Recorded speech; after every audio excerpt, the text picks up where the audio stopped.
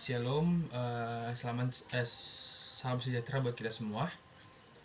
Perkenalkan, nama saya Yohanes Sasiolan Valentino Purba, dengan NIM 2106494, jurusan Pendidikan Kimia B 2021, Departemen Pendidikan Kimia, Fakultas Pendidikan Matematika dan Ilmu Pengetahuan Alam, Universitas Pendidikan Indonesia.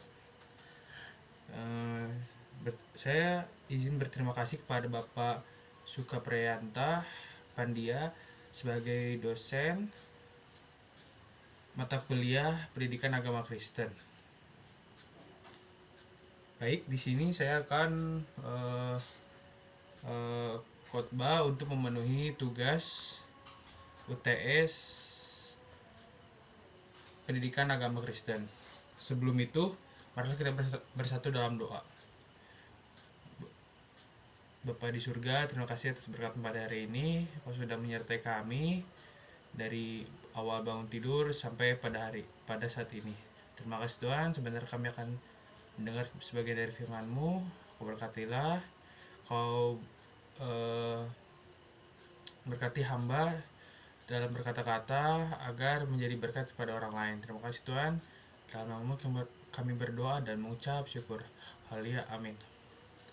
Nah, di sini saya akan membawakan khotbah tentang tema Yesus Kristus. Nah, di sini saya ingin bertanya, siapakah Yesus Kristus itu? Pada umumnya, Yesus dipandang sebagai seorang manusia biasa yang hidup di bumi, lebih tepatnya di Israel 2000 tahun yang lalu. Hampir setiap agama besar mengajarkan bahwa Yesus itu adalah seorang nabi atau guru yang baik, atau seorang manusia yang saleh. Menurut Alkitab, Yesus lebih dari seorang nabi, Yesus lebih dari seorang guru yang baik, Yesus lebih dari seorang manusia yang saleh. Menurut Lewis menulis, saya berusaha mencegah orang yang mengatakan hal-hal yang bodoh yang kebanyakan orang katakan mengenai Kristus. Saya siap untuk menerima dia sebagai seorang pengajar moral yang agung.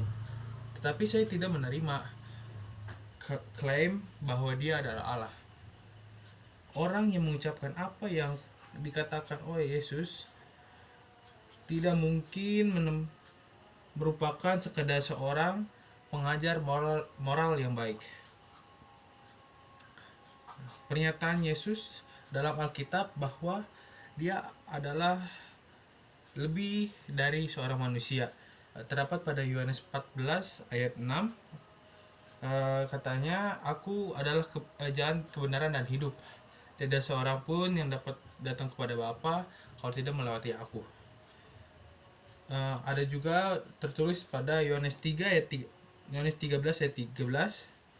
Jadi dikatakan dalam Alkitab, kamu menyebut aku guru dan Tuhan, dan katamu itu tepat, sebab memang aku guru dan Tuhan. Dan pada ayat Yohanes 17 ayat 22 mengatakan bahwa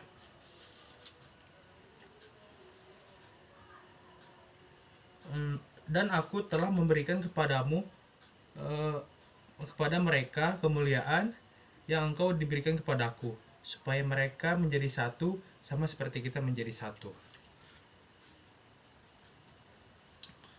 Nah, di sini Yesus bukan hanya untuk pengajar yang agung. Yesus juga tidak memberikan pilihan itu kepada kita. Yesus juga tidak bermaksud untuk melakukan itu. Kita harus mempunyai pengakuan penting untuk mengaku bahwa dia adalah Yesus Kristus. Pertama, kita harus menentukan sikap kita. Yang kedua, kita harus menentukan sejauh mana taat serta melakukan kehendak yang diperintahkan olehnya. Yang ketiga, kita menentukan kualitas rohani kita. Yang keempat, kita harus inti kegerakan misi. Terdapat pada Roma 10 ayat 9, Yesus Kristus adalah intisari dari firman Allah. Kedatangannya telah dinubuatkan. Yang pertama itu beratus-ratus tahun sebelum Yesus lahir. Alkitab mencatatkan para nabi Israel tentang kedatangannya. Kedua, perjanjian lama yang ditulis oleh banyak penulis dalam jangka masa 1500 tahun mengandungi lebih dari 300 nubuat tentang kedatangannya. Yang ketiga, semua butir nubuat terjadi dengan tepat kehidupan Yesus, mukjizat-mukjizat yang dilakukannya, kata-katanya, kematiannya di atas kayu salib, kebangkitannya, dan kenaikannya. Hidup dan kata-katanya membuat perubahan pada hidup kita. Yang pertama itu kehidupan kita sangat berpengaruh kepada Yesus Kristus. Yang kedua, doa dan kata-katanya senantiasa membawa perubahan yang besar dalam hidup manusia dan negara ini. Yang ketiga, kemana saja ajaran dan pengaruhnya disebutkan. Yang pertama, pada hak asasi wanita dan suara rakyat yang diterima. Yang kedua, sekolah dan universitas didirikan. Yang ketiga, undang-undang untuk melindungi anak-anak yang diluluskan. Yang keempat, perhambatan dihapuskan. Yang kelima, banyak lagi perubahan telah dilakukan untuk kebaikan manusia. Dan yang terakhir, peraturan pemerintah tentang perkawinan atau undang-undang perkawinan.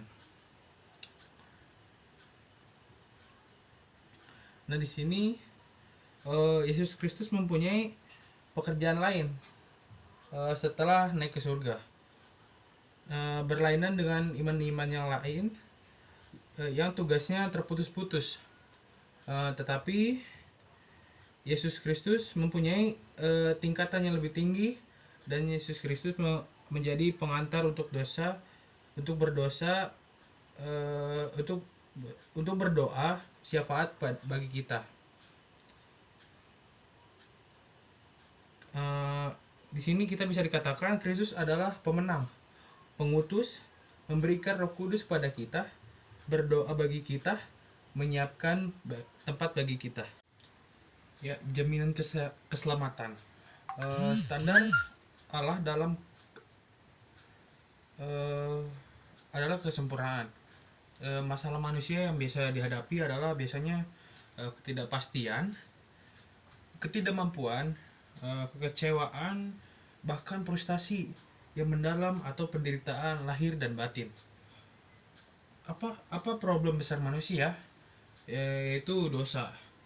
Dosa ini bisa mengakibatkan keterpisahan antara kita dengan Allah dan bisa berakibat dan kematian. Nah, di sini dosa dalam Roma 6 ayat 23 dikatakan bahwa upah dosa itu adalah maut. Upah dosa adalah maut ini bisa dimaksud dengan penderitaan yang berkepanjangan. Nah, dari kitab Kejadian 1 ayat 26 dikatakan bahwa baiklah kita menjadikan manusia menurut gambar dan rupa kita, supaya mereka berkuasa atas ikan-ikan di laut, burung di udara, dan atas seluruh bumi, dan atas segala binatang melata yang merayap di bumi. Manusia pastinya jatuh ke dalam dosa. Manusia memilih untuk tidak taat kepada Tuhan. Manusia diusir dari Taman Eden. Terputus hubungan antara Allah dengan manusia. Nah, di sini dosa ini bisa diibaratkan dengan ibaratkan biji yang berpotensi untuk melakukan hal-hal yang tidak baik. Nah, menurut dalam kitab Roma ayat Roma 7 ayat 17 sampai 22 dikatakan pada Roma 7 ayat 17, kalau demikian bukan aku lagi yang memperbuatnya, tetapi dosa yang ada di dalam aku. Ayat 18, sebab kehendak memang ada di dalam aku, tetapi bukan hal berbuat apa yang baik. Ayat 19, melainkan apa yang tidak aku kehendaki, yaitu yang jahat yang aku perbuat. Ayat 20, jadi jika aku perbuat apa yang tidak aku kehendaki, maka bukan lagi itu yang memperbuatnya, tetapi dosa yang ada di dalam aku. Dalam Kejadian 3 ayat 9 dikatakan bahwa tetapi Tuhan Allah memanggil manusia itu dan berfirman kepadanya, "Di mana engkau?" Di mana engkau ini posisi kita ada di mana? Ada di dalam atau di luar? Kalau kita di dalam dia atau di luar dia? Kalau di dalam dia kita selamat dari akannya dosa atau kebinasaan. Tetapi kalau kita di luar dia, kita akan mendapatkan kebinasaan, kekurangan. Dalam Roma 3 ayat 23 dikatakan bahwa karena semua orang telah berbuat dosa dan telah kehilangan kemuliaan Allah. Pada Ibrani 9 ayat 27 dikatakan bahwa dan sama seperti manusia ditetapkan untuk mati hanya untuk sekali saja dan sesudah itu dihakimi. Nah, di sini manusia seperti pada kisah Alkitab, yaitu Menara Babel. Menara Babel ini kan menginginkan menara ini bisa sampai kepada Allah, tetapi kita tidak mengetahui kan bagaimana atau jaraknya sampai mana gitu. Maksudnya antara bumi dan surga itu tidak dapat ditentukan jaraknya. Maka Menara Babel ini sudah melanggar dari perintah Tuhan. Jadi pada saat Menara Babel ini sudah mencapai langit, dirubuhkan oleh Tuhan karena tidak menaati perintah-perintah Tuhan. Nah, di sini manusia berusaha untuk mencari Allah dengan caranya. Yang pertama bisa dengan agama, yang kedua ilmu, ketiga kesalehan, keempat kebaikan, dan 5 amal. Nah, di sini dalam kitab Galatia 3 ayat 13 dikatakan bahwa Kristus telah menebus kita dari kutuk hukum Taurat dengan jalan menjadi kutuk karena kita. Sebab ada tertulis, terkutuklah orang yang digantung pada kayu salib. Dalam Wahyu 3 ayat 20 dikatakan Yesus pernah menawarkan keselamatan bagi kita. Dalam Wahyu 3 ayat 20 dikatakan bahwa lihatlah aku berdiri di muka pintu dan mengetok. Jikalau ada orang yang mendengar suaraku dan membukakan pintu, aku akan masuk mendapatkannya, dan aku akan makan bersama-sama dengan dia, dan ia bersama-sama dengan aku. Iman dan ketaatan. Jadi keteladanan dari Tuhan Yesus itu bisa kita lihat dari kutipan dari Alkitab, yaitu dari Matius 26 ayat 39. Dikatakan bahwa maka ia maju sedikit lalu sujud dan berdoa katanya, "Ya Bapakku, jikalau sekiranya mungkin, biarlah cawan ini lalu daripadaku. Tetapi janganlah seperti yang kau kehendaki, melainkan seperti yang ku kehendaki."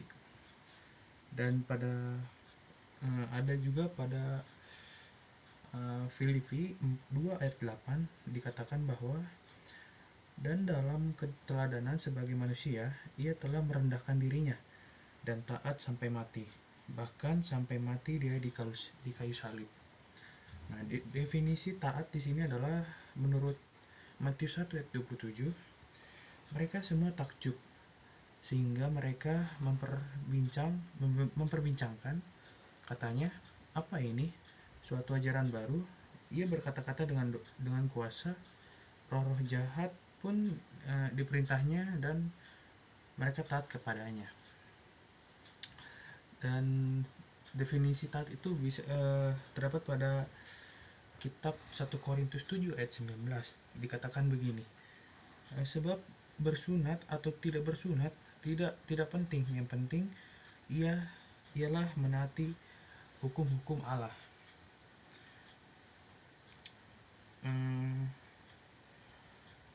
Di sini percaya dan taat adalah dua hal yang berkesinambungan. Jadi ketika orang percaya, harusnya yang muncul adalah ketaatan. Pada Roma 2 ayat 8 dikatakan, tetapi murka dan geram kepada mereka yang mencerai kepentingan sendiri, yang tidak taat kepada kebenaran, melainkan taat kepada kelaliman. Ketaatan itu dimulai dari hati. Jadi kalau kita taat kepada orang atau orang tua, kita harus lewat dari hati, bukan dari pikiran kita. Berkomitmen untuk menjadi taat pada perintah-perintahnya. Jadi kita mau taat kepada perintah-perintahnya, kita harus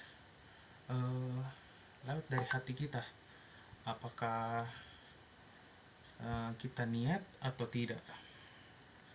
Nah, contoh-contoh ketaatan itu bisa kita ambil dari Ibrani 11 ayat 7 sampai 8. Dikatakan begini, iman dan percaya adalah dua hal yang sama maknanya. Terus dari Kisah Para Rasul 26 ayat 19 untuk contoh-contoh ketaatannya. Sebab itu ya Raja Agria, kepada penglihatan yang ada di surga itu tidak pernah aku tidak taat. Tuhan Yesus, kerinduan Allah itu datang setiap saat. Nah, di sini kerinduan Allah, jawab Yesus kepadanya, kasihilah Tuhan Allahmu dengan segenap hatimu dan dengan segenap hatimu dan dengan segenap jiwamu dan dengan segenap akal budimu. Dan hukum yang kedua yang sama dengan itu ialah kasihilah sesamamu manusia seperti dirimu sendiri. Itu terdapat pada Matius 22 ayat 37. Jadi ketaatan itu adalah buah-buah dari iman. Bukti bahwa kita orang percaya ditunjukkan oleh dari ketaatan kita kepada hukum Allah dan perintah-perintahnya. Kepada jemaat yang dikasihi Tuhan Yesus Kristus, Alkitab adalah firman Tuhan. Di dalam itu terdapat firman Tuhan. Itu Alkitab itu Tuhan berbicara langsung kepada kepada kita manusia. Ditulis dalam kurun waktu yang lama Alkitab ini. Ya, sekitar dalam para ahli menyebutkan 1600 tahun. Kitab pertama adalah Perjanjian Lama yang ditulis sekitar 1500 sebelum Masehi, dan kitab Perjanjian Baru ditulis pada tahun 100 Masehi. Nah, di sini bahan-bahan tulis kuno firman Tuhan itu ada 4 macam.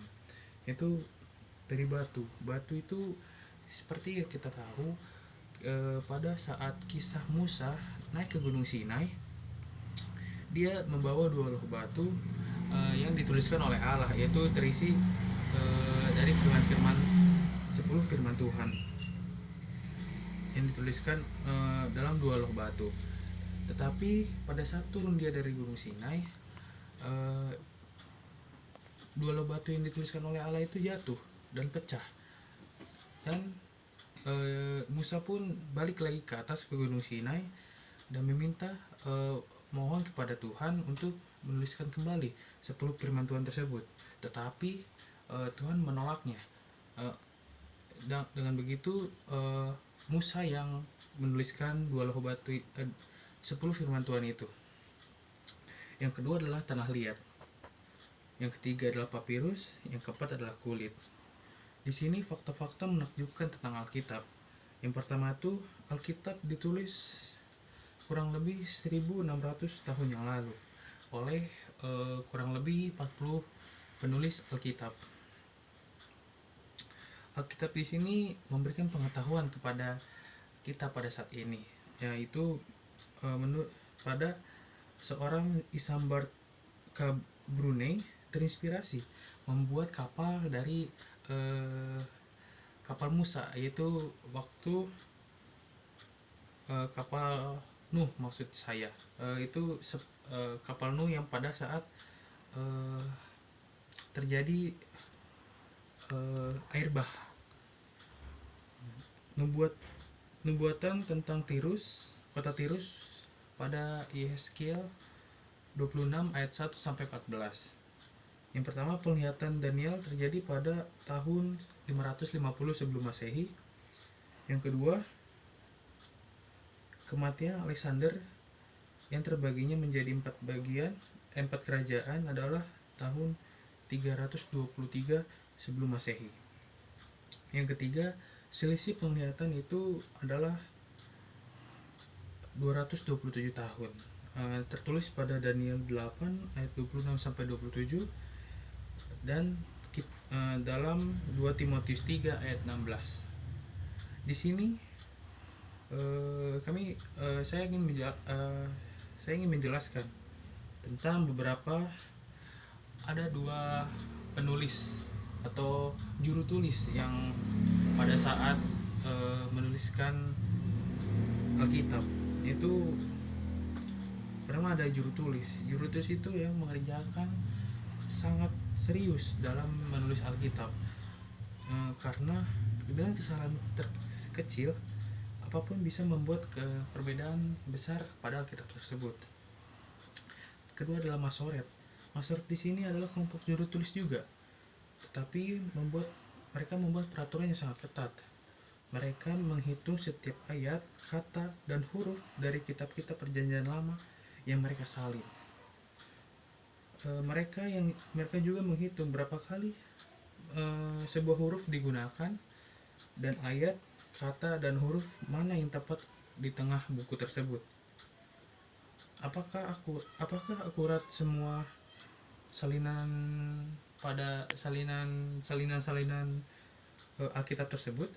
Alasan untuk itu bahwa salinan paling awal dari keseluruhan adalah Perjanjian Baru yang tersedia di salinan pada 900 Masehi dan seterusnya. Juru tulis Yahudi kuno membuat ribuan salinan Perjanjian Lama yang paling awal dan keseluruhan yang tersedia di salinan pada tahun 900 Masehi. Ratusan gulungan-gulungan tersebut tersembunyi di goa, yaitu yang dekat Laut Mati. Gulungan-gulungan tersebut ditulis oleh sekelompok orang-orang yang dikenal sebagai SNS tahun 1948. Pada kali ini topik terakhir adalah Imago Dei. Imago Dei itu adalah segambar dan serupa dengan Allah. Di sini menurut istilah evolusi, manusia itu memiliki ukuran otak, kemampuan menggunakan alat, pertumbuhan gigi, dan kemampuan untuk berjalan. Kutipan Alkitab diciptakan menurut gambar Allah adalah Kejadian 1 ayat 26 sampai 28. Dikatakan maka Allah menciptakan manusia itu menurut gambarnya. Menurut gambar Allah diciptakan dia laki-laki, dan perempuan diciptakannya mereka.